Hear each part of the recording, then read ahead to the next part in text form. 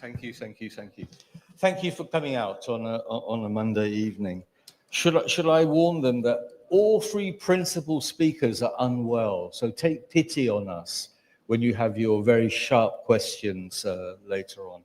It's a huge pleasure and also an honor, Wazir, to moderate this book event that marks the launch of your autobiography or your memoir.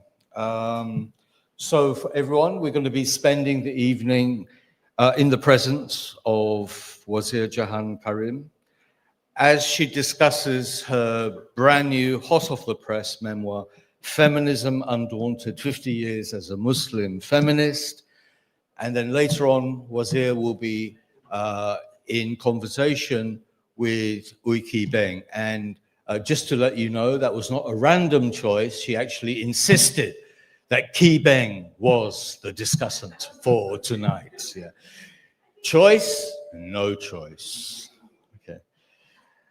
In trying to place tonight's talk and discussion in a little bit of a context, I want to make a couple of introductory remarks. I did some fact-checking earlier, as one does, and it's a very discernible fact that until recently, the voice of women's memoirs and autobiographies had been very deeply underrepresented, both in the publishing world and also in academic criticism.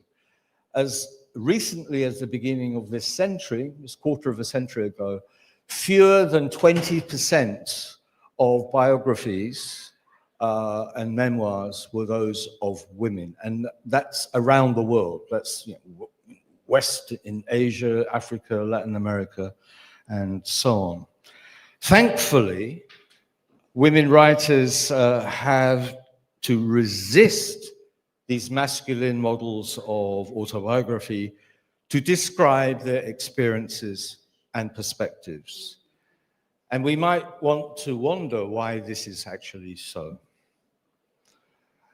I also want to draw a thread between tonight's talk and the previous talk that I moderated up here, and that was the launch of the Malay and French translations of Sybil Kartikatsu's No Dram of Mercy.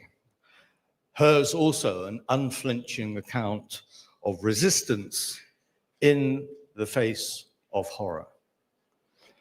It seems obvious to me that we need far more of these voices, not the pallid memoirs or biographies of elites and princesses and CEOs, no, other kinds of voices.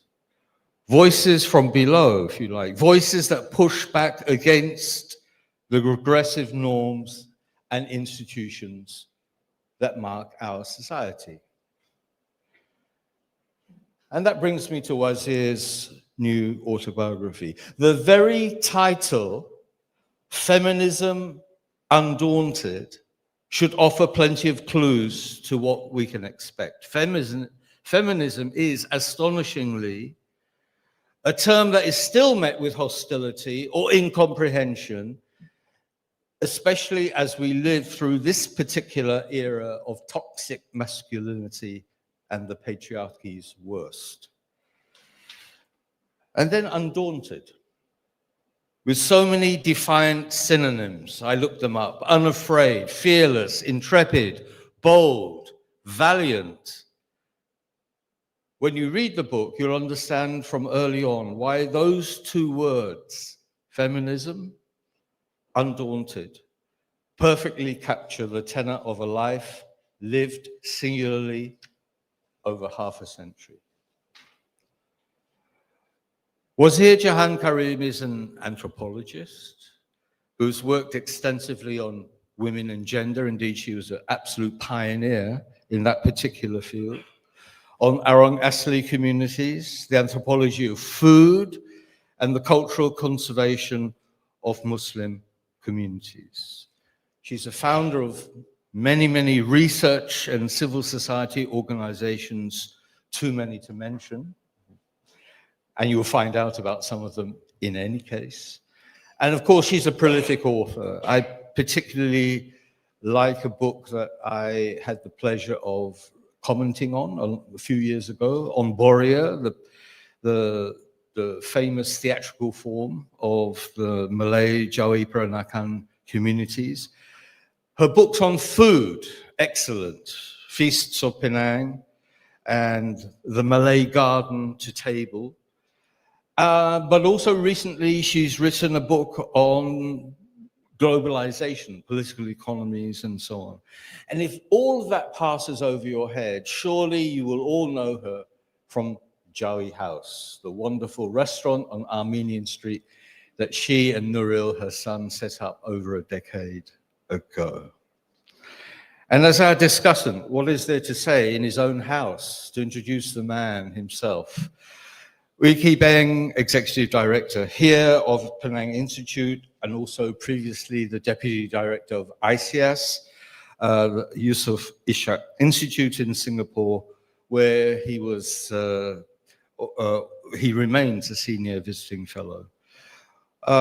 In the past, his major interests were in the area of philosophy, ancient Chinese political and strategic thinking, but he's actually made his name as a writer over the last 2.5 decades of very astute political biographies. And perhaps that's one of the reasons that he is indeed the ideal discussant for tonight.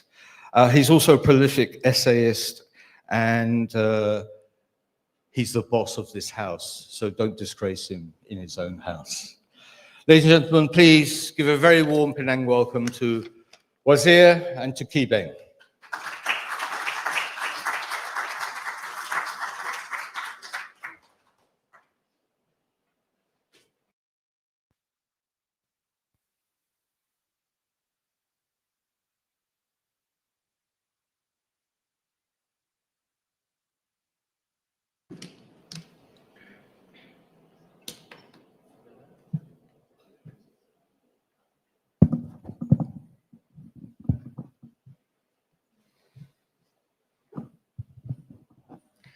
Good evening, and a very warm welcome to a very supportive audience.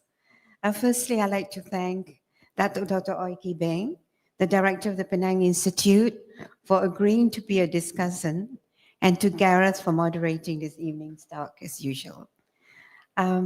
Secondly, I would also like to make a public apology to members of my extended family and others if I misrepresented early family events which I have published.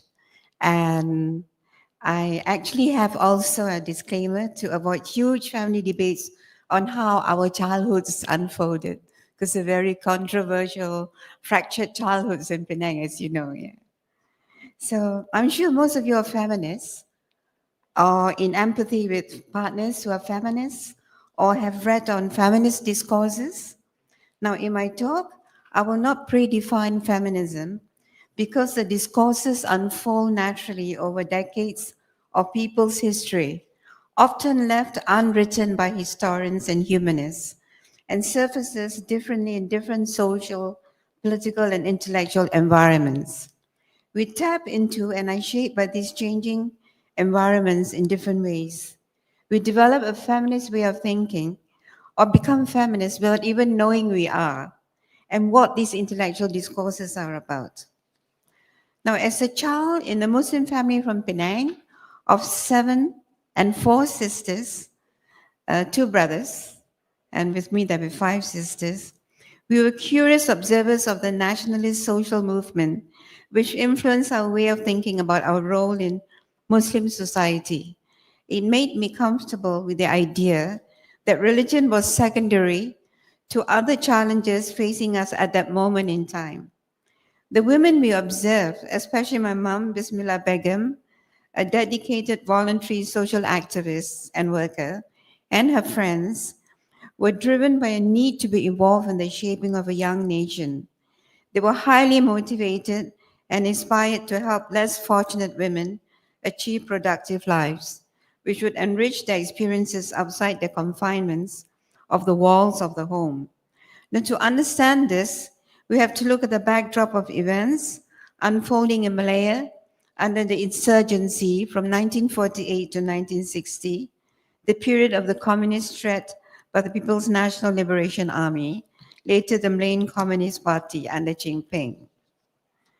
Now I just go to these slides.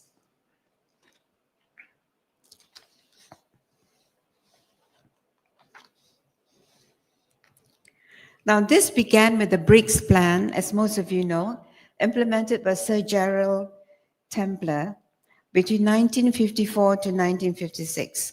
Now it begins with the idea of to win the hearts and the minds of the Malayan people. As you know, President Bush, when he started the war in Iraq, he used the same term, to win the hearts and the minds of the people of Iraq. But actually, he started an operation of shock and awe, which is the total opposite of what the British did. They stuck to their plan to win the hearts and the minds of the Malayan people. And this was done in many different ways.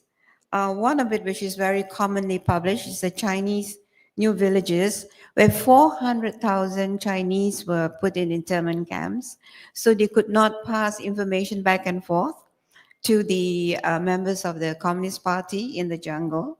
There were also the controlled provisions and food, so food could not be transferred to the members of the party. And eventually the party had to retreat further and further into the jungle. Now there's also the Home Guards, as you know. The Home Guards comprise more than 50% women, lay women, men, and also this was more multi-ethnic.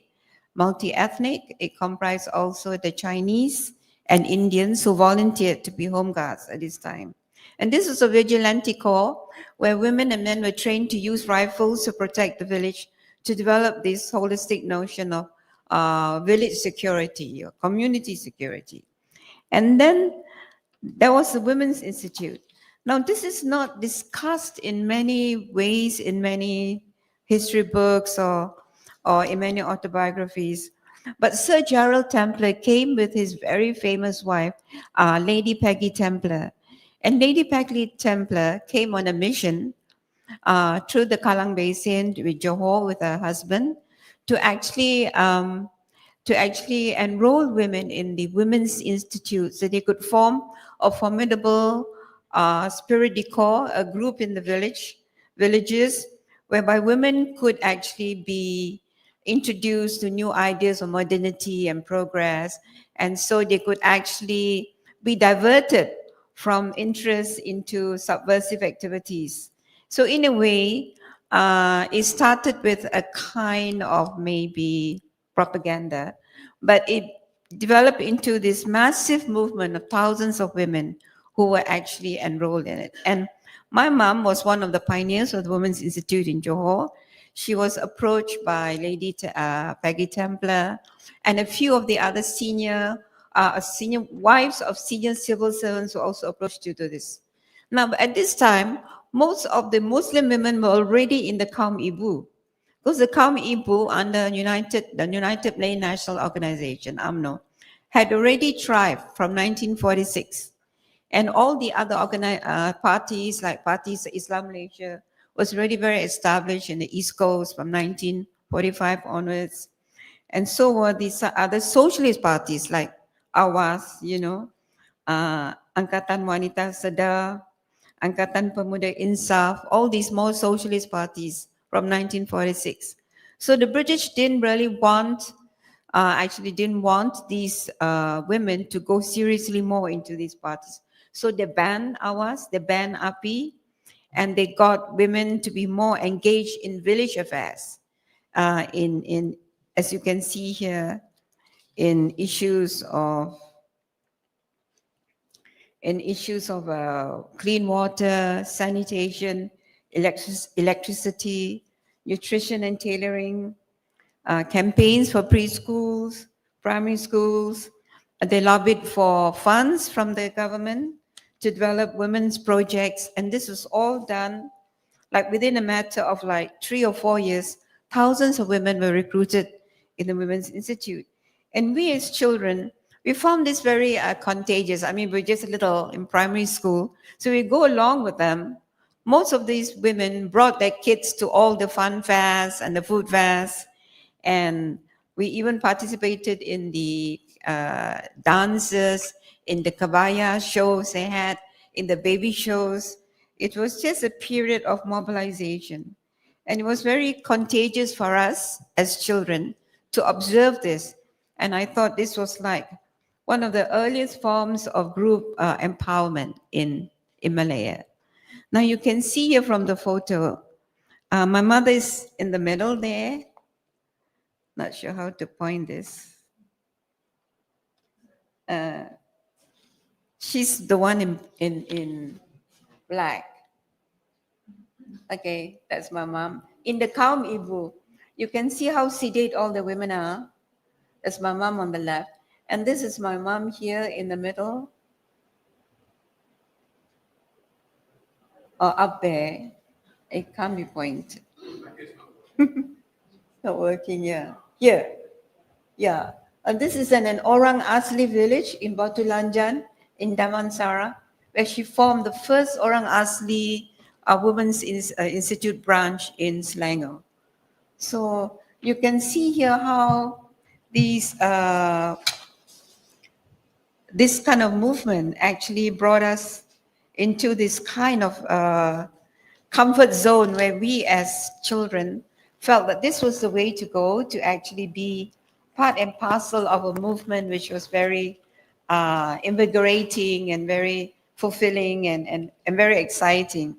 And of course, there was always food with the WI. There's always food and a lot of entertainment and a lot of fun. So this is one of the classes they did, the sewing classes on the left in Selangor. And you can see here, you can see this is a picture of the Women's Institute leaders in Johor. And this is Lady Peggy Templar, one head above everyone else, as you can see. The women of Johor in their typical headdress and the baju kurung.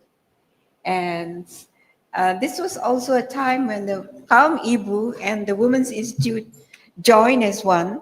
And the Women's Institute helped to raise funds for the Kaum Ibu secretly, you know, just to get the nationalist movement going. So that is one of the earlier impact I felt as the child of a social activist. And I thought this was like one of the more interesting ways in which a feminist actually can develop her sense of identity as a woman without even worrying about what kind of religion she is or what kind of class she comes from or what kind of education she's had. So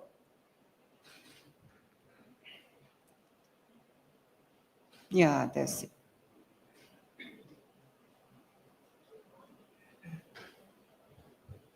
Now how do we move this backwards to the next slide? Okay, here we come, fast forward to the London School of Economics. Now this is another period in the book which I described. I have skipped my part in college and in school in college because that's a different kind of events that took place before I actually thought I was actually like a full-fledged feminist. Now, when I went to London School of Economics in 1977, 76 to 77, up to 78, this was the period in the post-Vietnam War. And as you can see that the mood there was very, the mood at that time, because the Americans had lost the war, a very brutal war, when they used Agent Orange to actually decimate a lot of the villages in North Vietnam. And this included many of the Hmong villages in North Vietnam as well. The 3 generations of Vietnamese who suffered Agent Orange, and we had a lot of talks at the LSE on how these kind of wars were very brutal and unjust to the Third World and to the Vietnamese and to the people of Asia. And there was this euphoria that the American theories of the domino theory would not work, that actually that if Vietnam and Cambodia fell, then Thailand, Malaysia, Indonesia would all fall together at the same time. So this domino theory was disproved to be wrong. And the mood at LSE at that time, for us who were graduate students, was very euphoric and victorious. And feminism thrived in this kind of mood, together with this kind of Marxian analysis. Now, but the thing is, all the theories were laid out for us already, that if you are a Marxist, you are a feminist. If you're a feminist, you could actually help to change society for the better. And if you did research in amongst the Orang Asli or the Aborigines or in the third world, you could actually help to raise the standards of living of the people there, or make sure they get more productive lives, and also make sure that there was an end to injustice and an end to poverty. Now, the problem was, when I did my fieldwork at Carey Island amongst the Maputise, this is a Mon Khmer community of 3,000 people altogether, but they were living in absolute poverty in Carey Island, and there wasn't at any moment in time enough food to eat. Now, I had brought rations for 2 months, and my family and the neighbors ate up all my rations in a week. So I was like starving along with them, and I had to eat what they ate. I had brought like milk, powdered milk, sardines, anchovies, sugar, and things like that. But in the end, I had to eat what they ate, which was like macaque, monkey. I had to eat snake, worms, maggots, and at the time when they didn't have any crustaceans or cockles or shellfish, I had to eat all this. So it was like I felt myself being totally powerless at that time. So it was like a totally different transition from being very powerful as a graduate student in the LSE and being powerless as a researcher amongst the Orang Asli. So they had this, because they are animists, so they've got this very balanced ecological discourse, philosophy about life between humans, plants, and animals. Now, every human is equivalent to a plant and an animal. Everyone has a soul. All animals, plants have souls. These souls have to be protected and secured, and you cannot really kill an animal without really asking for permission to kill it. And you can only kill it if you need to eat it, if you're hungry. So this kind of logic actually meant that there'd be no surplus in the village. Whatever surplus which is there would be gone, because it would be consumed. It would be consumed by everyone. So they have this concept of muntet mule, which is a little for everyone, but not too much for anyone. So this thing, but enough for everyone, but not too much for anyone, is how they manage to maintain that equilibrium between humans, plants, and animals. Now, in this kind of village, there's also absolute gender equality. There was no difference between the value placed upon women and men, because women were valued for bringing children into the world. They were valued for being able to find food, to grow food, and to bring food on the table. And men were valued because they could hunt and they could build houses. Now, but hunting, whatever they hunted, let's say they hunted a wild boar or a monkey, that would have to be shared between a few families in the village. So it would not last very long, at the most a couple of days.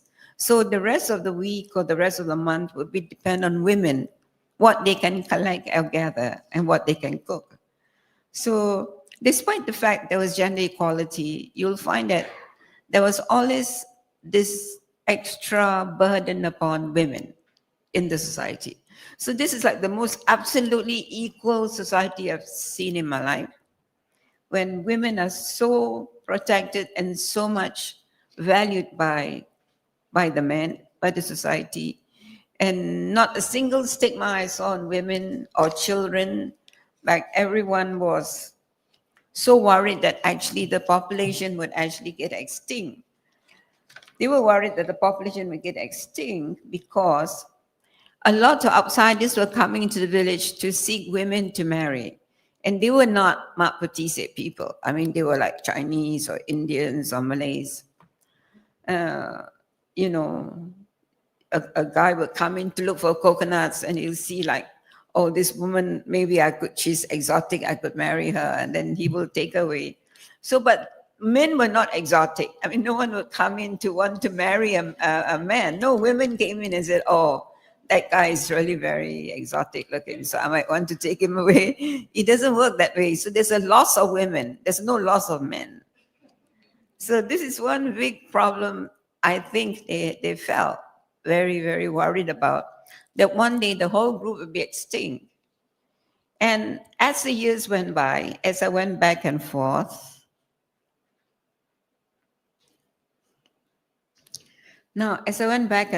over 20 years in Carey Island, even when I was working in USM, doing work on women and children, Kanita, I went back to the field many, many times. And over these 20 years, the deforestation took place more and more. There's the expansion of the oil palm estates. Loss of food resources became even worse. So the predictions of the people there became true, that they were trapped in a declining ecosystem which couldn't expand, couldn't grow. So the women had to leave the village to look for jobs. So they got jobs as waitresses in the restaurants. Some of them who did well became nurses, but the nurses became Christians and married outsiders. They married men from outside. And some of them sold products like mats and baskets. And those products actually also became, much sought after by tourists. So then they developed this, about expanding cultural tourism. So cultural tourism became a source of livelihood.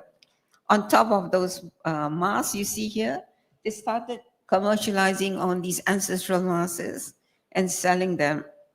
And this actually brought in a bit of money, but not that much. And you can see here, I'm with one of the famous carvers here, Pion, who has this mask of the ancestors. And the middle picture is that of my field father, Hamad Kasim, when he would actually dress up in this kind of costume to win over the tourists who would come over and to dance. So this is another period in one of my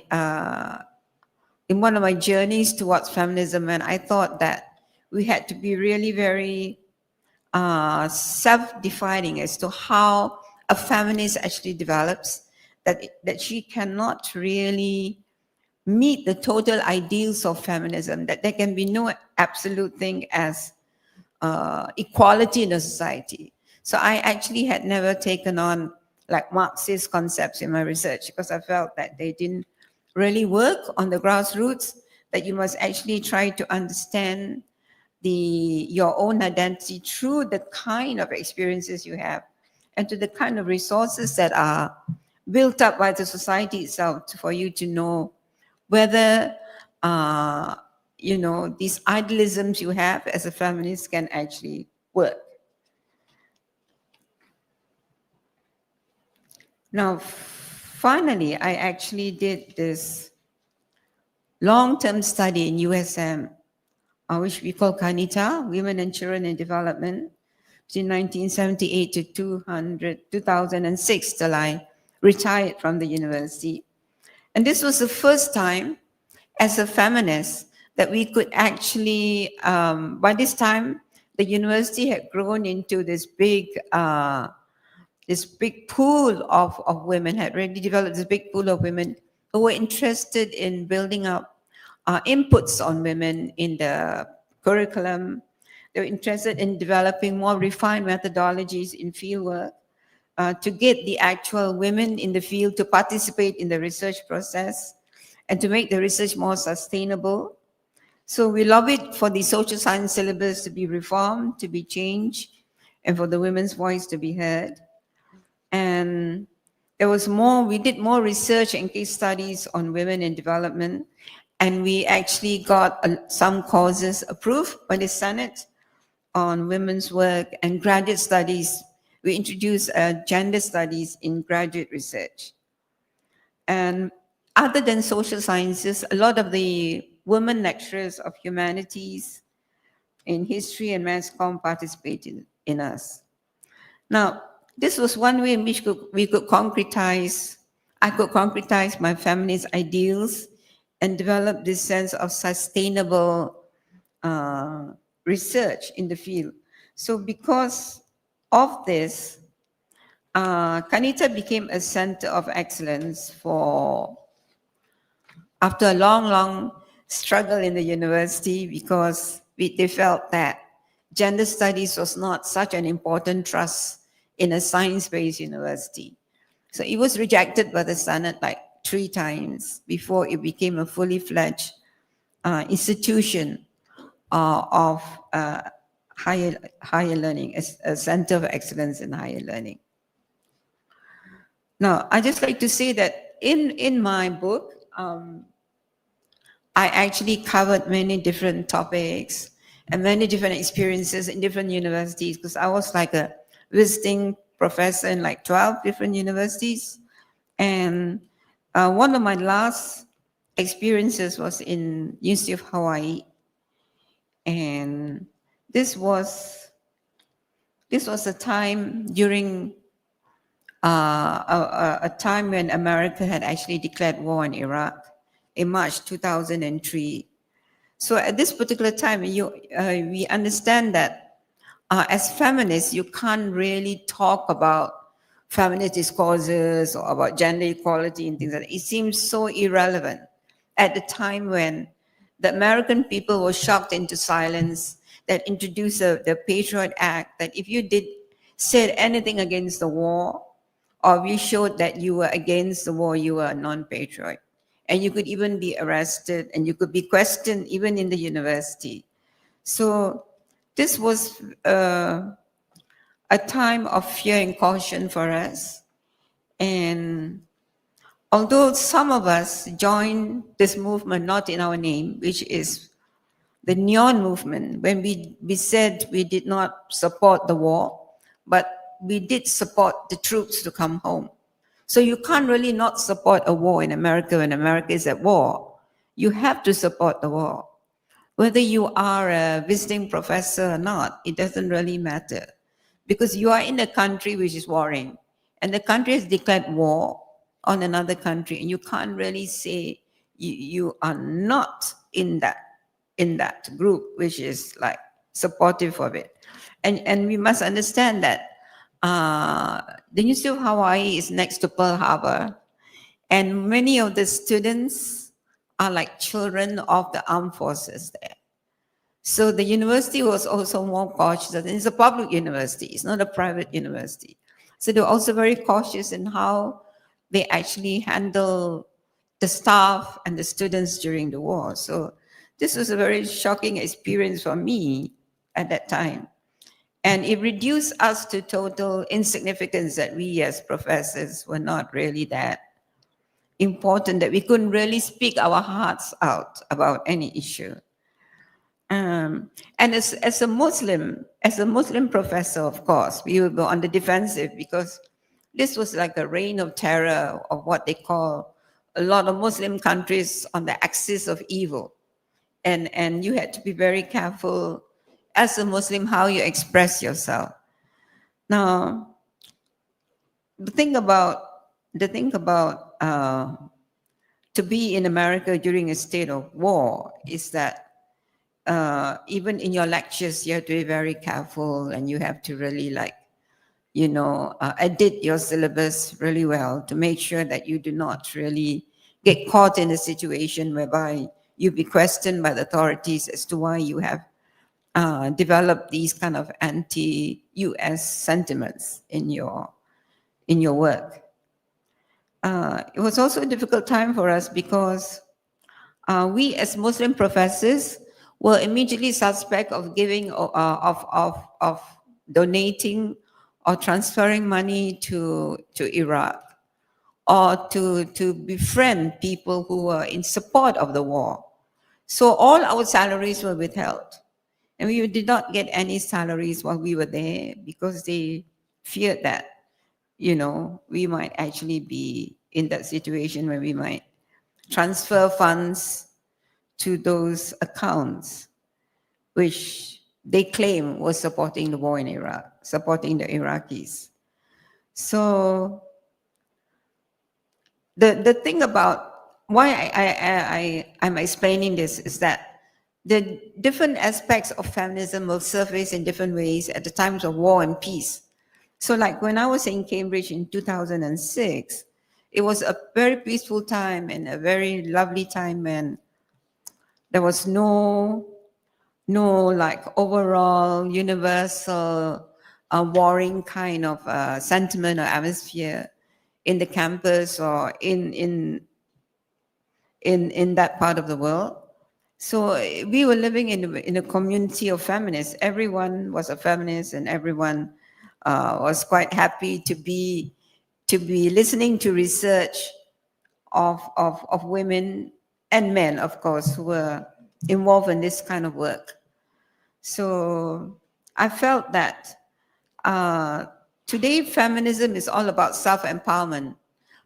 You got to really understand yourself, be self-fulfilling, trust yourself, and be very confident about what you want before you can actually move forward. And every new step is a form of new knowledge whereby you can actually inspire others to move forward.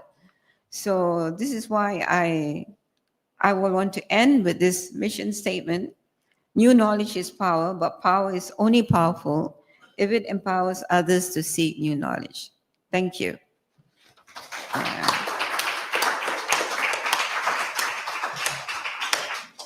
Sorry, I've got a really bad throat. I told you, we all have ailments.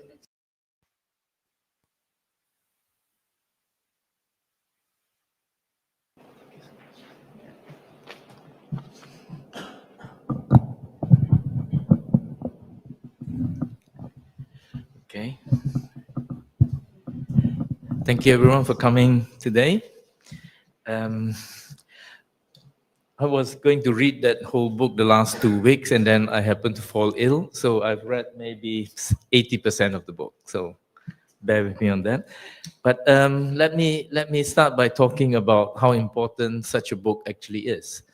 Now, I usually get quite excited when a renowned academic writes his or her memoirs. This is for various reasons, because such a book has to have many, many facets to it. First, as an academic, I would assume then, and Wazir Jahan definitely delivers on that, is that you look back as an academic over your whole life, there are at least two things are bound to show. One would be your, what shall I call it? You will have episodes of epiphanies. Hopefully, right? When you have a long life being an academic, you read things, you experience things, and especially an anthropologist, of course, you get all sorts of epiphanies. And those would be the things that I would look for in such a book. Now, epiphanies are strange things. There are certain insights that shock the person and that put them in a new place from which they cannot return.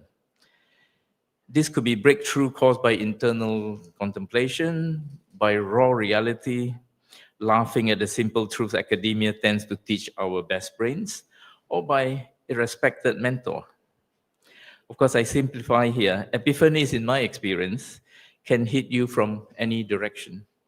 It's more about you having an open mind and a critical attitude towards what you think you know. To varying degrees, epiphanies are life-changing and the insights cannot be easily taught.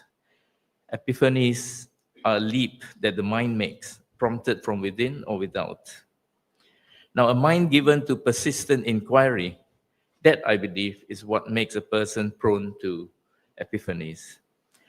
Now, secondly, having had a long career trying to change the world and trying to convince colleagues and superiors and students about one's convictions, the wisdom of a long life of active struggle and study would have had a good chance of finding, would have given one a good chance of finding formulations that satisfy the autobiographer in expressing knowledge in ways not too obtuse, not too exotic, not too esoteric.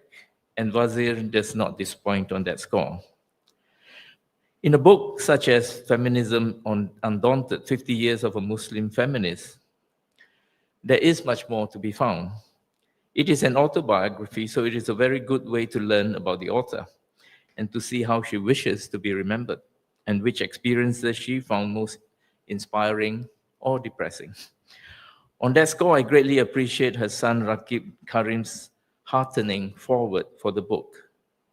Learning from the example of his mother, he'd adopt the idea that being a woman is being a feminist. The foreword ends with the notion that I personally have entertained for a long time. It says, will the feminists control the final story of survival, or conscientization of equality amidst divisiveness in access to and control of resources may be the most powerful contribution of women? Feminists of all genders must forget their own specific campaigns and fight for a better universe. To me, he is saying, feminists of the world unite, isn't he? Well, all in all, this is a very personal account of a woman conscious of gender suppression, and despite being trained as an anthropologist to be distant and being only an observer, we happily find her unable to keep her distance in her fieldwork. And because of that, the dissolving of the ecosystem in which her people of study, the Mabetis of Carey Island, lived, made her realize the layers of power exercised from without onto any specific community. So this is a book about feminism in the specific experience of a Malaysian woman in the post-war and the nationalist period. Her experiences also made it difficult for her to separate ecological stability from the role of women in a given society. Now, as you just heard, Wazir Jahan was strongly influenced by her mother, Mummy, who was a great and innovative cook and who always remained her model and hero. Largely because of that background, I feel, Wazir Jahan came to use cooking and local cuisines to anchor feminism and intercultural interactions as well, and even in her anthropological fieldwork. Before her fieldwork, her interest in the conditions of women were channeled by Mummy's work within the women institution that was started in the early 1950s by Lady Templar. Wazir Jahan says of her mother, quote unquote, but in truth, she also loved the glitz and glamour of a colonial lifestyle to recapitulate the sentiment of the era in being feminine with a distinct love of sociality, while being dedicated to the upliftment of disadvantaged women, which was the feminism of the day. Now that phrase sort of stuck with me because then it gives a certain relativism to what a feminist struggle actually can be, right? She also uses the phrases faces of feminism and indigenous feminism. These are very suggestive terms that call for much analysis by all readers. Allow me here to read a few sentences that I found to be enlightening. These are from page 221, if anyone has that book.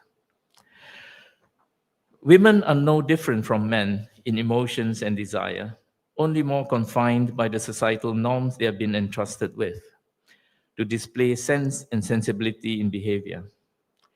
Discipline before punishment haunts the Asian woman and ethnographer as it does native women, but it may even be a more universal female condition in engendered fields of relationships. Fantasy takes precedence over reality. Self-preservation and responsibility may overcome passions and transgressions. They are just better, women, they are just better in the art of social conformity and discipline, Also, possibly because they know that when these transgressions surface, they will be called to task in forms more severe than their male counterparts. Then there's this sentence from page 229. I felt as the years went by that women should at least have the advantage of autonomy over their own bodies. Those who had this advantage could also do more to help others who were reduced to positions of sexual subservience. Shall I read more sentences? I do have one or two more here. On page 248, Wazir writes, an indigenous feminist has to sort out the complexity of ideas about transformation in ecology, cognition, and society. It is not as simple as seeing men to be the basis of all evil, and it is not just about patriarchy. Because forces hostile to women are not just their male counterparts. They include the changing environment, intrusions on land and livelihoods, and the politics of the nation. Now, what more I would like to say about such a book is that, well, Gareth mentioned in the beginning that I wrote quite a few political biographies on Malaysians and Singaporeans. Now, what I learned out of that was that, you know, all of us would love to read alternative histories, right? And there are calls for alternative histories and so on. But I found that line of questioning a bit doubtful, in that an alternative history is just going to be somebody's political history anyway, right? So the real alternative history has to be alternative histories. It just means that history has been shown to be extremely diverse. And so if you like alternative histories, you'll just have to go home and write your memoirs, because that your story is what gives depth to the point of having alternative histories, right? And so for a book like that, written by someone so well known as Wazir Jahan, this one, of course, is on a lot of feminism, which was your chosen focus, but it's also about anthropology as a discipline, on university life as well as a discipline. I was taken by your description of your work on Carey Island, where you knew that you were not following your training, but what else could you do, right? Now that's an important lesson to learn, and I think all academics in the end have to learn that, well, books and models and so on, they're good to guide you, but along the way you just make your own way, and you just remain true to yourself, and you remain true to your subject of study, and so on and so forth. I was also thinking, Wazir, and I would like to ask you to talk more about that later, is as an anthropologist, you study Carey Island and the Betis. Now, I moved to quite a few countries throughout my life. I'm not an anthropologist, but I think I have the soul of an anthropologist, I put it that way. But wherever you go, it could be Stockholm, it could be London, and so on. They are all anthropological studies, aren't they? And the fact that we don't think of them generally as that, does tell us something about maybe what's traditionally been wrong with the subject anthropology. That I know somewhere in your book you mentioned someone saying it's colonial mumbo jumbo. And of course, those of you who have looked into anthropology, of course, there is that background where anthropology was a study of, well, the non-modern, and those who are doomed not to be modern, as it were. But I think we've gone past that period. I think we can now study anthropology in any society at all, including London. So I would like to talk with you later about, did you get that kind of feeling as you lived in London and so on? I remember I had that feeling very strongly. Yeah, we're not all that different, right? Societies are societies. They will have their conditions of power and so on.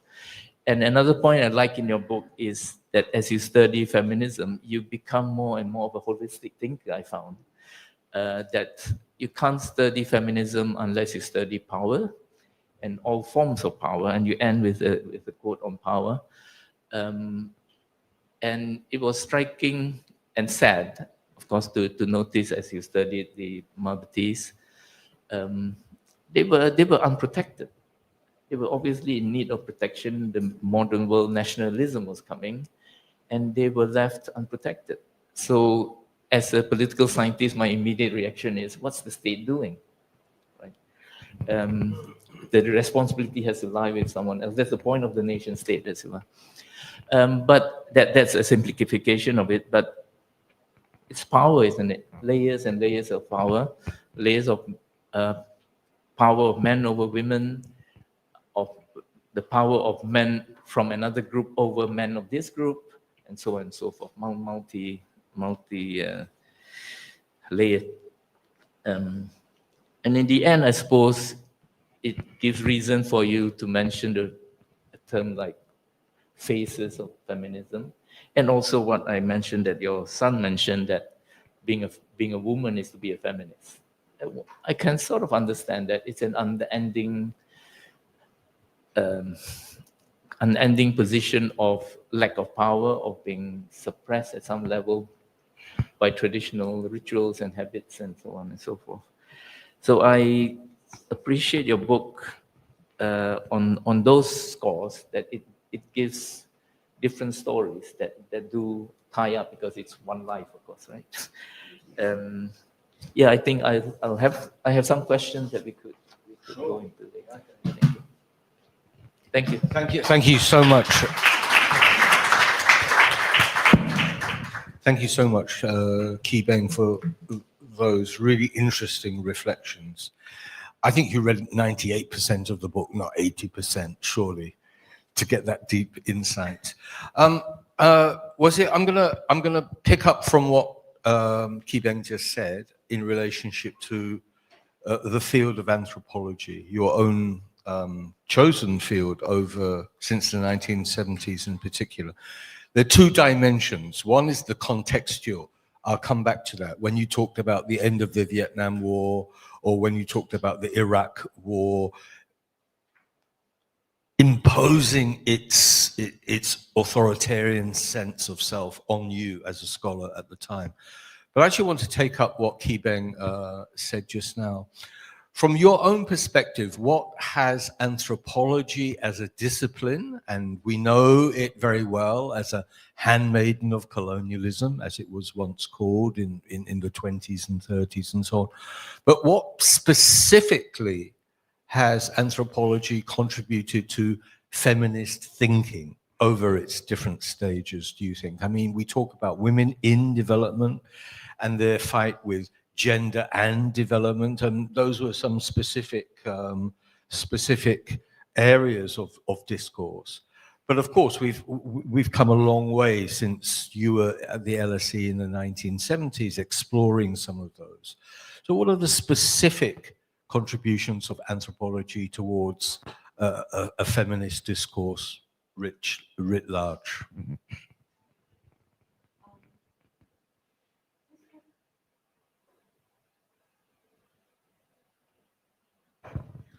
All right. In actual fact, a lot of us start with the idea that nothing can be equal, right? This is like a universal theme, that women can never be equal to men. And in the context of many religions, which I mentioned, I didn't just mention Islam, I mentioned also Buddhism and Hinduism and Christianity.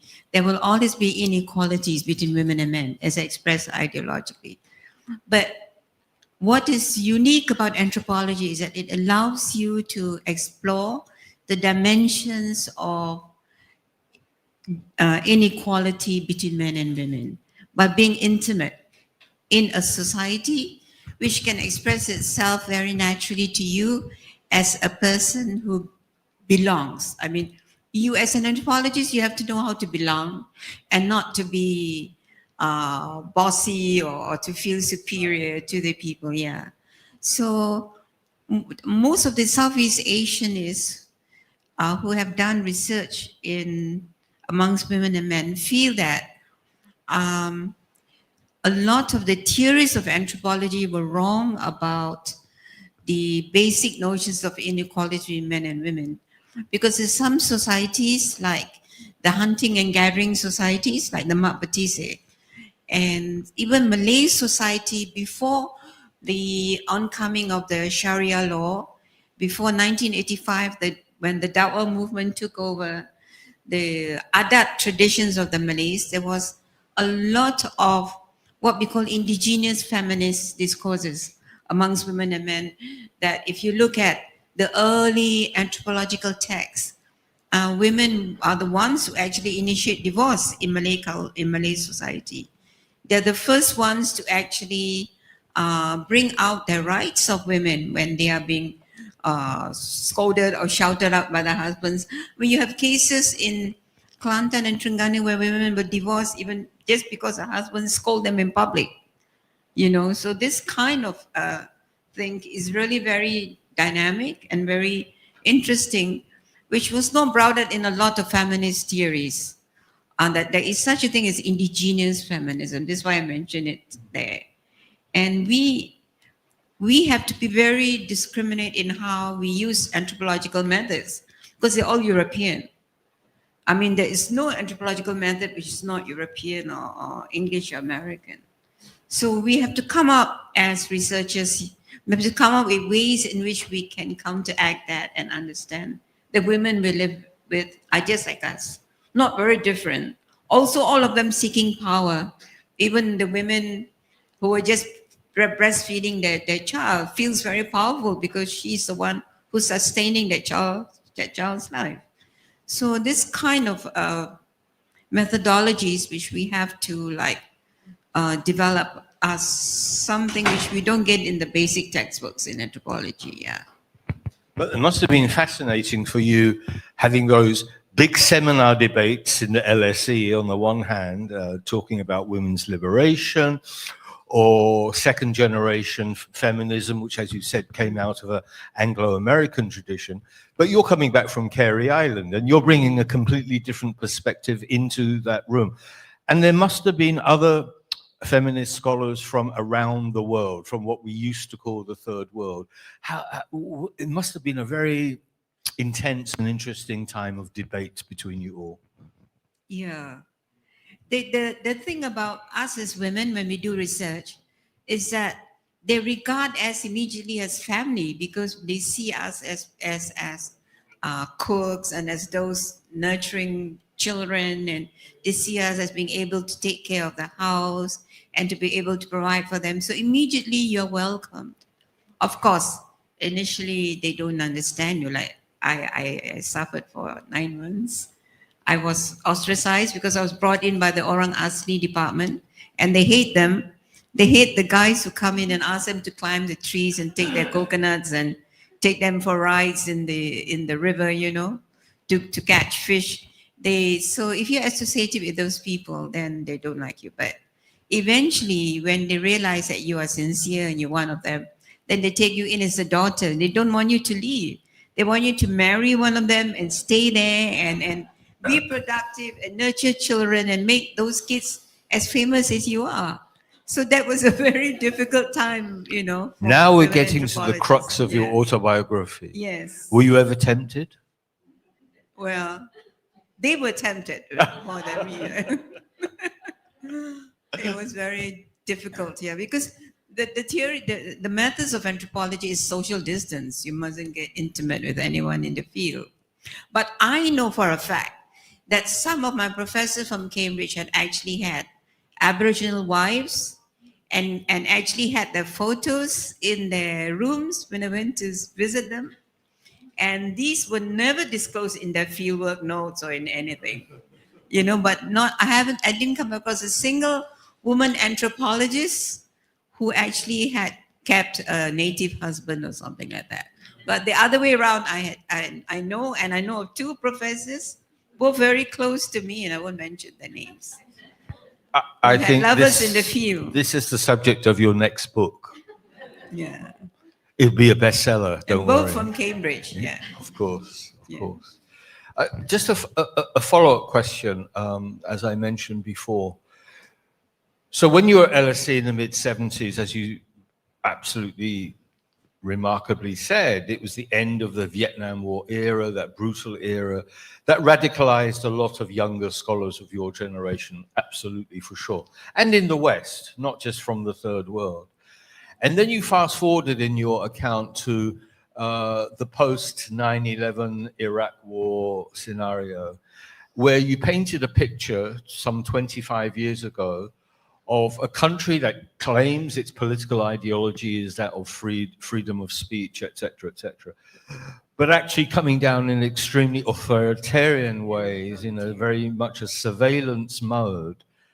Now, let me remind you, we're at 9/11. We're in the year 2001. 25 years later, in the shadow of Gaza, in the shadow of a brutalizing neo-fascist, am I allowed to say this to camera? A brutalizing neo-fascist presidency. But we see the same, in fact worse, impositions on academics, on students, on free speech. So I was wondering what you'd like to do to bring up to date your story, because you left it there in the Iraq war. How about today? How about in the shadow of Gaza? They used to say in the shadow of Auschwitz. I'm deliberately using in the shadow of Gaza. And what do you think about the room for new? Some places have capitulated. Some places have paid the fine. Some places have resisted and paid for their resistance. Any thoughts on that question? Are you asking me about as a feminist or just as an anthropologist? As a human being? As a human being, yeah. Actually, when I was in Hawaii during the Iraqi war, I felt it was like a reign of terror to be in America. And what saddened me was that my American colleagues, whom I got very close with, were also living in that state, that climate of fear.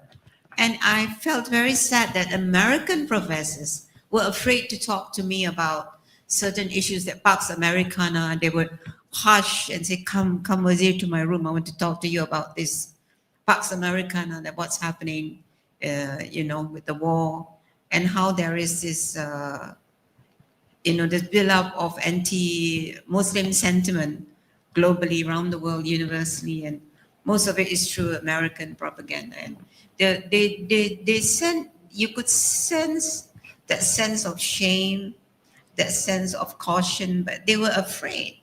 Now, even in that, not in our movement, that those who participated in it were mostly British anthropologists and sociologists and philosophers, and very few students actually rallied behind them.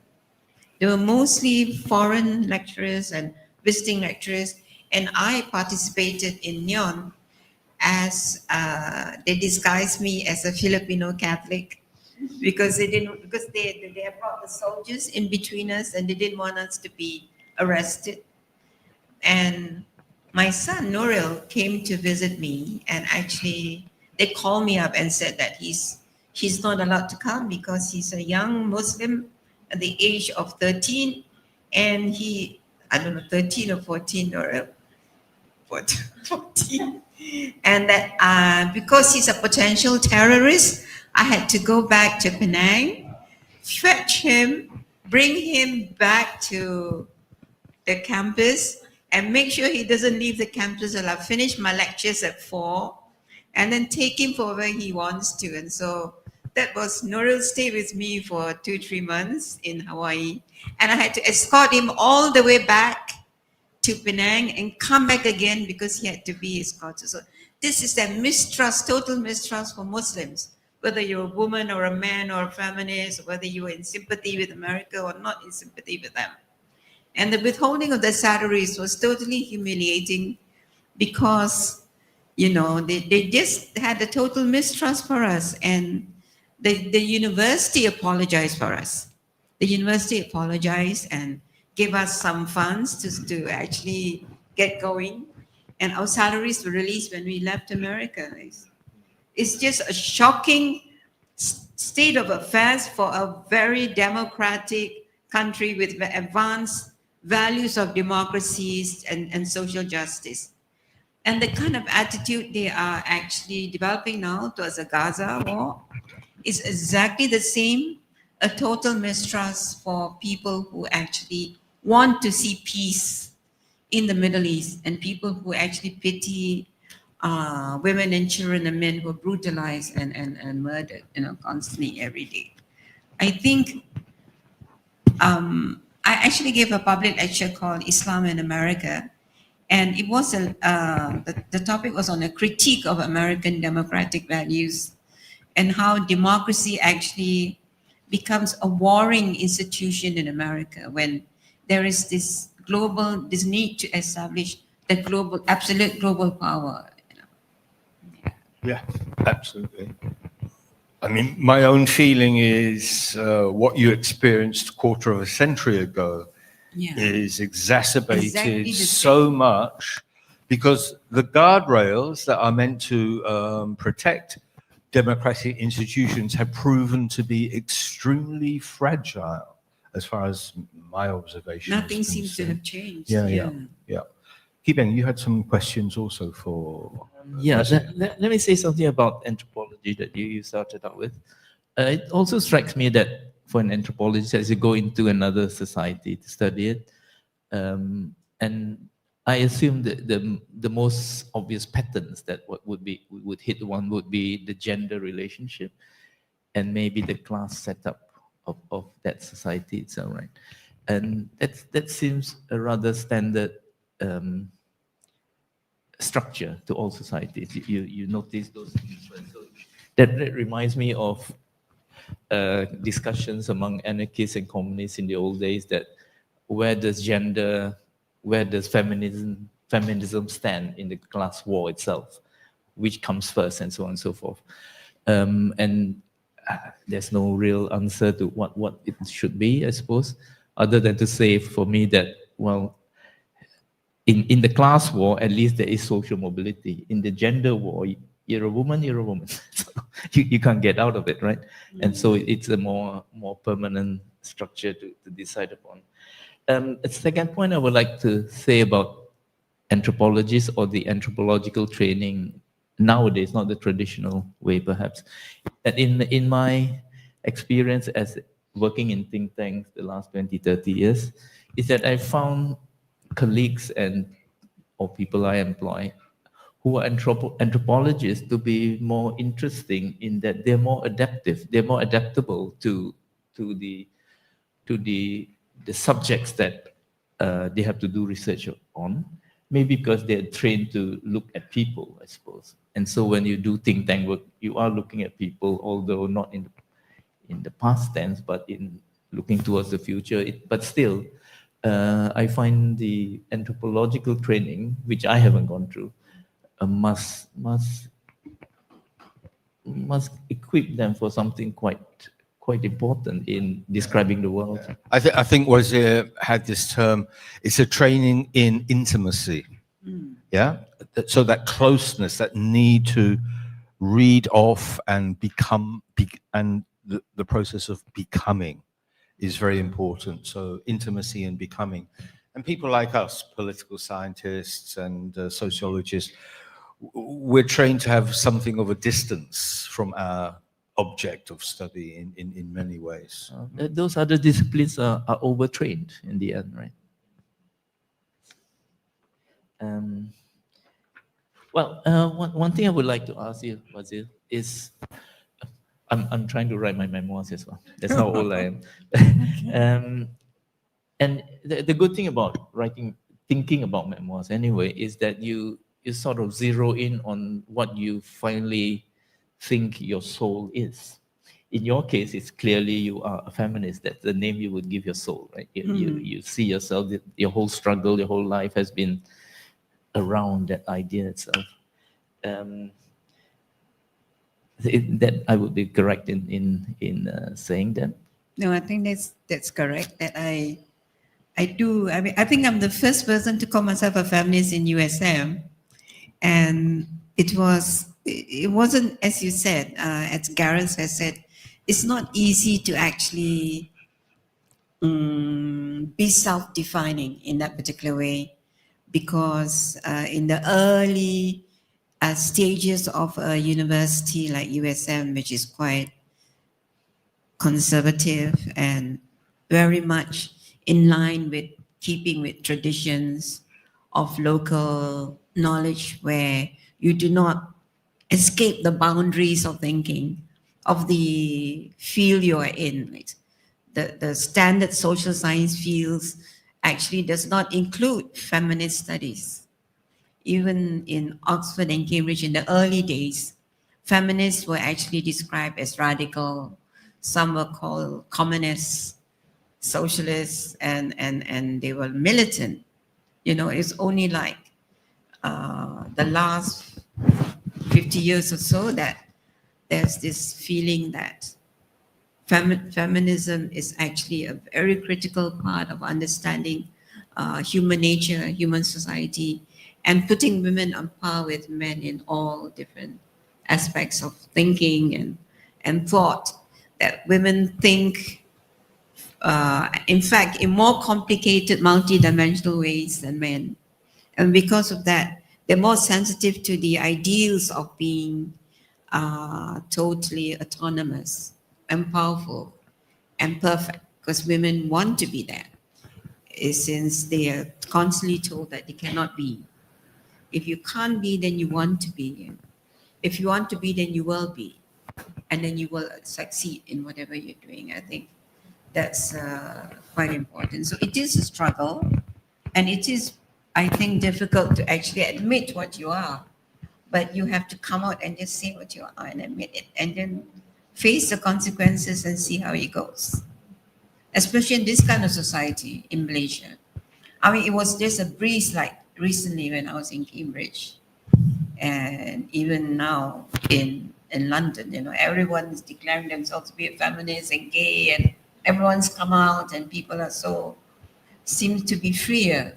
But on the other hand, there are all these other constraints that are taking place, you know, as women in other societies.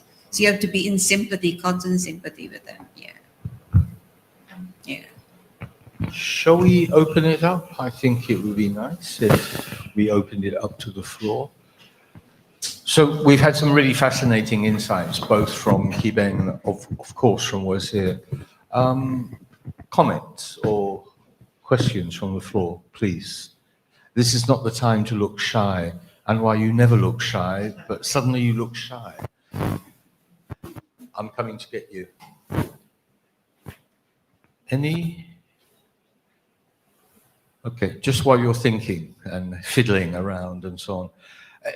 I'm going to make something of a provocative statement, because if you look at the politics of a country like the United Kingdom, for example, where now, how many is it? 3 women have reached the highest pinnacle of the Conservative Party, a fairly monstrous party, we all agree, but starting with Thatcher, but we've had Theresa May, and now we have Kemi Badenoch, who happens to also be black. So, you know, if you're doing feminism by KPI, you're ticking off the KPIs. Oh, okay, we got a black woman as a... The fact that she's a right-wing piece of trash. When I used to teach third world politics at Manchester, we had this little quiz for these very bright British students who knew nothing about the third world. So I would go, Benazir Bhutto, Indira Gandhi, Mrs. Bandaranaike, Sheikh Hasina, Aung San Suu Kyi. We go west, yeah? We go Gloria Agapada Arroyo, Megawati. My student said, they're all women. I thought in Asian countries, you didn't have women as leaders, as presidents. And it's true, every single one of those was either a prime minister or president of an Asian society. But what are they also, besides being women leaders? They're part of dynastic politics. It goes together. They're a daughter of, a wife of, yeah, even Aung San Suu Kyi's case, and so on. Any reflections on that? That we actually do have examples, I think proportionately, almost as many women leaders reaching the highest pinnacle of office as European countries. But in nearly every single instance, it's part of dynastic politics. And is there an escape from that? Or where does that fit within the feminist framing of power politics? Yeah. Well, I think those countries which are, I did do some work on that, and I think like when you meet some of them, like I did meet Benazir in Harvard, and they do have this rhetorics of falling back on the fame of their fathers as nationalists or as leaders or as founders of the country, and the reason why they have to do that is because they belong to societies which are very patriarchal, extremely patriarchal, that it's only when they can only come in when the male collapses or dies or is murdered.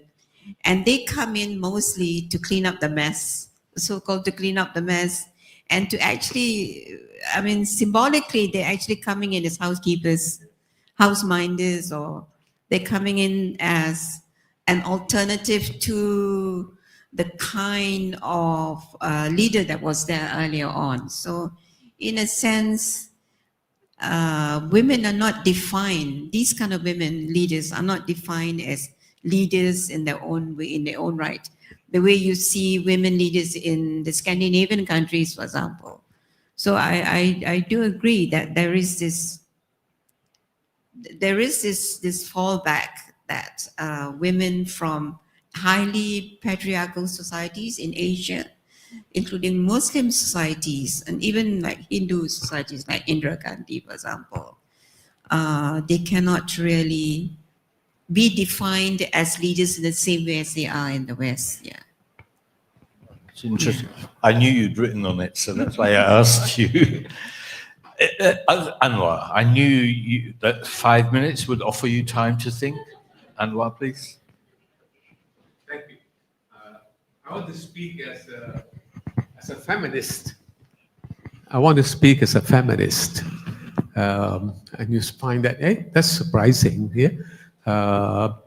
50 years ago, I represented women at the first United Nations Women's Conference that was held in Mexico City, because I was so concerned about the kinds of issues that were going on, and I was speaking with them and for them on these issues. There was the World Breastfeeding Movement, there was international women's conferences of various kinds where justice for women was being looked at.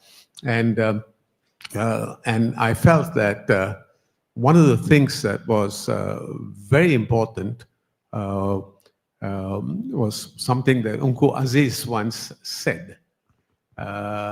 He came to Penang, and that was nearly 20 years.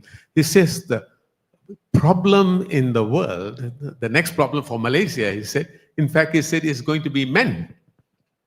Yeah, you know, that's something very special about feminism, yeah? Partly connected to the fact that they are the creative element, you know, in very, very special ways. And it was true when the University Science Malaysia opened their medical school. All the first group of participants, 50 of them, were all women. Can you imagine that? Then? All women. And they had to take affirmative action to include some men into the University Science Malaysia. So I think there is a certain complexity where feminism transcends the male and femaleness. Yeah? It's a very powerful concept because it also concerns birth, it concerns very often many unusual things. We found, for example, that women were the ones who were more poisoned in terms of the environment. They had body burdens in terms of chemicals and other things that were happening that was actually undermining them. There were books written about women saying they are living downstream. They're living downstream. That means all like a river, all the rubbish that goes down, it goes into women. So I think women's activism about these things are about rights of various kinds that transcend very often many things. And many of us were feminists because we were there, we were with them, we were working with them, and feminism against being a female was an activism that respected the nature of the woman and took that forward against. Thank you. Thanks, Anwar, for that contribution. Any more? It's a very quiet crowd tonight. May I ask? Kiben. Can I just comment on what you said just a little bit, just to add on to that? Because it took us like 21 years to 23 years to convince the Senate that we were actually a center of excellence, that gender studies could actually move forward, could give the university a new dimension of recognition globally, that the USM would be much more famous if, for example, it recognized important contributions of Kanita as a center of excellence. And the vice chancellor, who was actually very sympathetic to this, was Professor Zul. And when he actually finally vetoed all the former agendas that said that Kanita could not be a center of excellence, he called me to his office and he said, okay, Wazir, now that you've got this center of excellence, now can you take care of the men here in USM?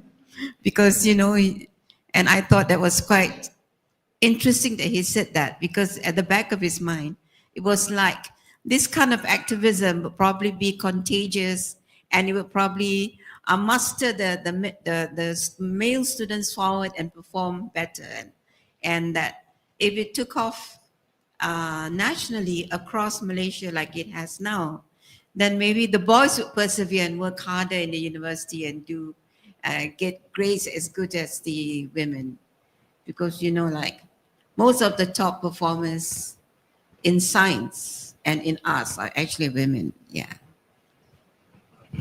Just very briefly, something that very few people know that happened in Malaysia. When May 69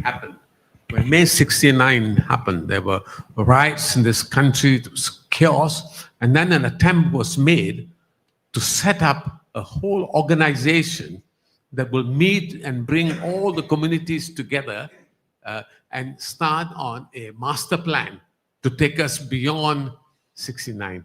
So a conference was held, and that selection of that 200 odd people or something like that was held. A fascinating thing happened. Not a single woman was appointed on that group. And of course, the women protested, saying this so. And it was a woman from Penang, P.G. Lim. It was a lady, Indian lady, very famous. That 3, 4, 5 of them finally were brought in. Just 4 or 5. Yeah. So you notice also that the nature of feminism, like if you take national politics in Malaysia, was hardly existent. It was hardly existent at that time. And then you only have people like Rafida, a few they call, the powers. Thank you. Keep in. Yeah, may I put 2 questions here? One is about feminism itself. After a whole lifetime being a feminist, your understanding of the development of feminism today, do you see change being generational? Does it have to be a new generation of women who will bring change? or is there a final point where we can say, we have arrived? Is there that kind of conceptualization in your mind, or is it a never-ending struggle? Because it's a From power what I've game. seen transpiring in the university in USM, like they downgraded Kanita at one stage from a center to a unit, and then they had to fight for it to be propped up again, to be put up again, and the kind of messages with some of the feminists are getting, that they should, like in Sisters of Islam, for example, that they should not be actually campaigning to be absolutely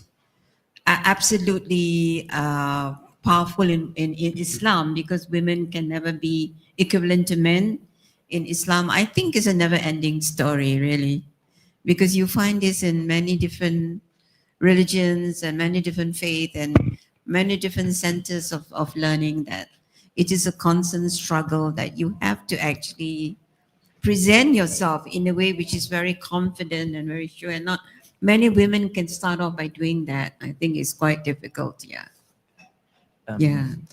One last question, if I may, Gareth, is, of course, when you write a book, writing the book is one thing, packaging it is another. So choosing the title and choosing the picture are very, very as difficult as writing a book, maybe.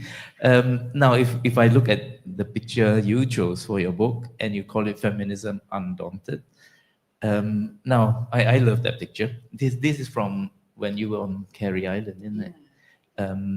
So, well, Undaunted is definitely there. This is a woman gazing back at the male gaze, if you put it that way. You are not smiling, you're looking straight back, and well, highly challenging. And I thought that is actually a very good choice of picture for your book, really. Was it? Did I was actually trying to remember that time, but I was feeling very confident because I had mastered that Jo'o dancing. I was already one of them because I could wear their clothes very freely. You know, in Carey Island at that particular time, the women would just go about with the sarong, berkemban, as the Malays call it, in and out of the house, and they only like, it was only like maybe 30 years ago that they were actually feeling modest when men came in, so they would wear a blouse or a camisole. So the feeling of being utterly free and powerful as a woman was there in the field. I couldn't feel that even in my house at home or in Malaysia in general with friends. So it was a very nice feeling to be very natural, to have that natural gaze and to be very confident as a woman. Because the men would also, they don't ogle you or they don't stare at you as a woman. You're just a person and a very important person to them. So that was nice. It was a state of being totally biologically friendly and natural. Yeah. I'm hearing Yeah. a soundtrack, Carole King's Natural Woman. The That's natural you, woman, Natural yeah. Woman. Why is it so controversial to conjoin the word Muslim and feminism in Malaysia today? Well, I think it's a question for that. A lot of Muslim women here, they can actually help to understand that you know, they see this as a very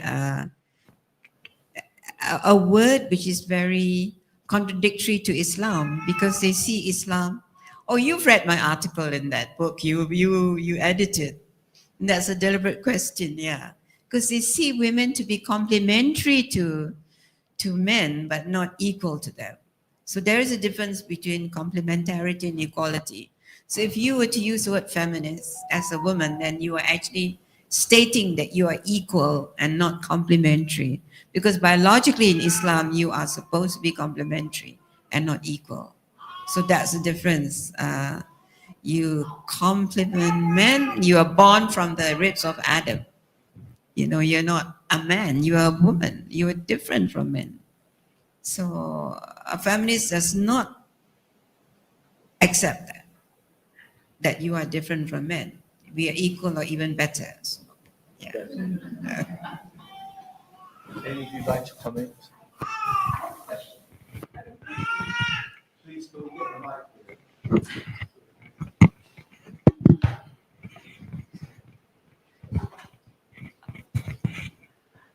Hello, Dr. Wazir. Feminism, is it really in our Asian culture? Is it really? I've been thinking, and I think, you know, my friends and I have talked about this numerous times, but I think coming from an expert, that would really help understand this in better clarity, is that feminism, is it really reserved in our context, Asian context, for the privileged few? Obviously from the privileged family backgrounds, then you can pursue feminism. But if you are from a lower family background, like, you know, trying to get food, you know, food to eat, feed the kids, you know, clothes to the kids, do they really have the right to feminism? Do they? That's my question. Yeah, because you're really touching on the confluence between gender and class, for example. I didn't want to use the No, class just say word, it. but It's that is class. sort of, You're talking about you know, class. in our culture. That's another way of putting That's it. another way of putting it. Right, now the questions are piling up. I told you. Yeah. Okay, I knew this would crop up sometime because, you know, the feminist discourses actually start from, maybe, if you look back at it, about women who wanted to fight for the suffrage movement, and these are all middle class, highly educated women who actually went about undaunting, you know, wanting to actually be part of a struggle for equality. But I cannot accept this kind of way of thinking, because the kind of work I've done and the kind of research I've done, like, you see a lot of what you call peasant rebellions actually started by women, and a lot of the discontent in Malay village. I've lived in Malay villages like 2-3 years. A lot of the discontent and the conflict in the household is actually generated by women, because they see their lives as being totally unequal to men. It is of course true that they do not call themselves feminists, but they actually demand a right to be heard, and the right to speak, and the right to divorce, and the right to actually bring up their children in a particular way. Like, when we were doing work on Kanita, the first thing we thought they wanted was to actually manage their own health better, but they actually said that they wanted to manage the education of their children better. So they actually imposed upon us what they wanted to do. So these are very poor women in the north of Kedah, in Yan and Wang Tepos and all these areas, where they couldn't speak English, or, you know, they were extremely poor, but they could demand, and they could speak, and they could say what they want. So for me, as an anthropologist, I could see that they had their own discourses, and that they actually had that sense of power, inner sense of power. Of course, they didn't call themselves feminists, but I can see that they are feminists in that sense. They're not women who are totally abused or beaten every day, or scolded, or asked to take care of children, and women who accept polygamy. I've done 3 years of work on polygamy in Islam through the Ford Foundation, and 86% of the cases of divorce in polygamy are initiated by women. Very poor women, not middle class women. In fact, middle class women, to actually defend their rights in the family, or to protect their property, they would be the last to ask for a divorce, actually, because they have a lot to lose. But the women who actually come forward to us, jatuhlah talak, ceraikan saya. Tak apalah, biar saya pergi. Saya ada mak boleh ambil saya balik. My mother can take me back. And the Malay mothers would take back their daughters anytime. Anytime.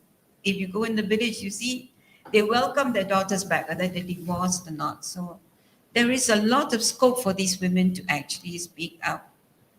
It's just that you have this overall imposition of Sharia law and rules which regulate the way women speak in the Sharia court, that you can only speak if you have a Sharia lawyer with you, and if you are poor, you can't afford a Sharia lawyer. I mean, all this is actually changing very fast now in Malaysia, that women are beginning to speak up even in the Sharia courts. You know, and if they can't, I've seen the cases when they actually scream and shout till they're heard, and the judge will have to say, okay, let her speak. So there are many ways in which you can push forward a feminist discourse. It doesn't have to be through the suffrage movement or through an academic like me, you know. Yeah, I think that's a really, really powerful counterposition to the stereotype that, you know, feminism is something that's just, as you said, sir, just a kind of elite thing. I think time scale is also very interesting. So if you look at the history of women's movements in Asia, since you were referring to Asia, if you look at places like Iran in the 1920s, Indonesia, which you've written very, very well about, and so on. So I think time frames are much longer than most people, you know. Feminism in Asia was not simply an offshoot of second generation feminism in American campuses in the late 60s and early 70s. You know, it has its own autonomy, has its own agency. It's yet to be discovered and written about and reflected upon as much as it ought to be. But the materials are out there. I mean, when I edited your piece on Indonesian women's movements in the early decades of the 20th century, I mean, it's the searching in the unusual archives. It's finding voices that don't usually come to prominence in the regular nationalist heroic discourse. Women are there. It's up to younger scholars like yourselves or younger activists to do the disinterring and excavation work and so on. People like Wazir have done it, Cecilia, others here have done that work, and it's for your generation. Any more questions? I knew they'd come, we knew they'd come.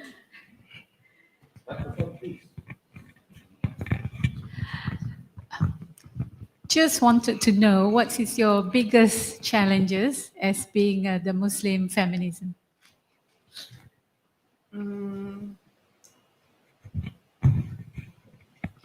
I actually, I don't know how frank I can be, but I find it very difficult as a woman feminist to actually accept some of the rituals of segregation in Islamic setting, where we are actually asked to sit separately from men, for example, because I'm so modern. And when, for example, the crowd you want to chat with is suddenly a crowd which you don't know, just because you're of the same gender. Not that I'm looking down at my own gender, but I just want to speak to men and women of the same kind of understanding as me. That's one thing.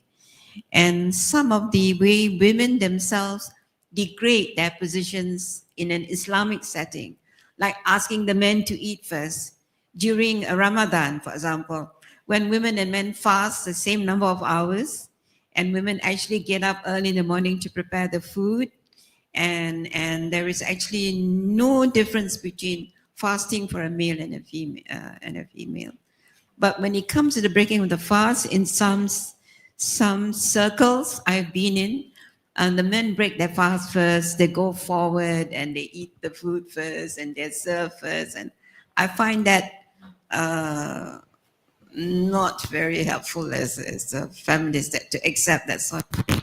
There's certain rituals which take place in Malaysian society, in Islam, which is very hard for a woman feminist to accept, I think. Yeah. I don't know how you feel, but maybe it is natural to you to accept it. But there's one Ramadan I went to, and I said, I'll never go to that house again. When we had to wait so long for the men to eat because there's no time, and it was already 9:45, and we still hadn't broken our fast. Yeah, they only gave us drinks. So I found that like one of the most humiliating experiences I've had in my life. Never, yeah. Yeah, but that Ramadan is actually one of the times when everyone should be equal and women should be treated the same, I find. There are many, many little things that build up, which makes you feel that, you know, you want to change things, but you can't as a Muslim feminist. Yeah. Dr. Wazir, Kibeng said it's 9:45. If it's very short. it is very short. May I ask you, in Malaysia, we have this whole thing, dichotomy between Muslims and non-Muslims. You are a Muslim feminist and there's a non-Muslim feminist. Where do we draw the line? When do we draw the line and just talk as a nation rather than dividing us into different sects and then having a conclusion thereby? Because it's a difficult path that we go down. Here we talk about feminism. There's a lot of other topics that we want to talk in Malaysia, but then we are hindered in terms of saying that you're a Muslim and a non-Muslim. What is the values? The values are the same. But again, in Malaysia, the context is that you are divided more and more as we progress. It's out there. Where do you put yourself in times like this? Okay. They're so huge, I don't know how you're going to tackle it. Well, I actually, all my circles are very multi-ethnic. And I just happen to be a Muslim in most of these feminist circles. Like when you go for international conferences and seminars, I'm actually like a minority as a Muslim feminist. So I don't find it very difficult to actually be one of them. I know in Malaysia, it might be difficult for a non-Muslim feminists to sympathize with a Muslim feminist because they might actually feel that you are actually not supporting these ideals of Islam when women are considered to be complementary and not equal to men or not of the same stature, you know. But in actual fact, there is no distinction amongst feminists in Malaysia between feminists of different ethnicities.